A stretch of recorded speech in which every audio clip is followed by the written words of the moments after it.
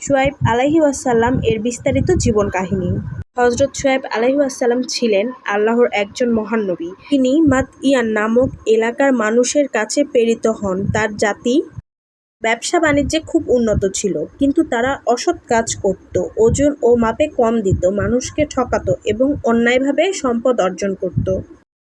শুআয়ব আলাইহি ওয়াসাল্লাম তাদেরকে এক আল্লাহর ইবাদত করতে এবং সব ধরনের অসততা ছেড়ে দিতে আহ্বান জানান। তিনি বলতেন, সঠিকভাবে মাপ তোল দাও, মানুষের হক নষ্ট করো না এবং অন্যায় কাজ বন্ধ করো। তিনি খুব সুন্দরভাবে ধৈর্যের সাথে তাদেরকে বোঝানোর চেষ্টা করেন।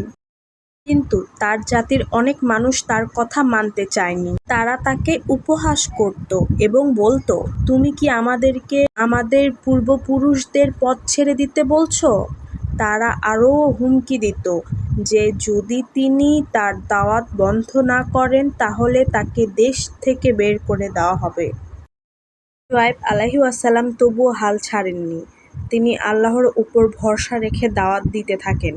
তিনি মানুষকে সতর্ক করে দেন যে যদি তারা অন্যায় কাজ না ছাড়ে তাহলে আল্লাহর শাস্তি আসবে। অবশেষে যখন তারা সীমা ছাড়িয়ে যায়, তখন আল্লাহ তাদের উপর কঠিন শাস্তি নাজিল করেন।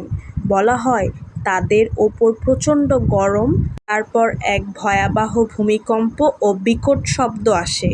এতে পুরো জাতি ধ্বংস হয়ে যায়। শুআয়ব আলাইহি ওয়াসাল্লাম ও যারা তার ওপর ঈমান এনেছিল তারা আল্লাহর রহমতে রক্ষা পায়। শিক্ষা: ব্যবসায় সততা বজায় রাখা খুব গুরুত্বপূর্ণ। মানুষের হক নষ্ট করা বড় গুনাহ। আল্লাহর কথা অমান্য করলে শাস্তি আসে। ধৈর্য ধরে সত্যের পথে থাকতে হয়।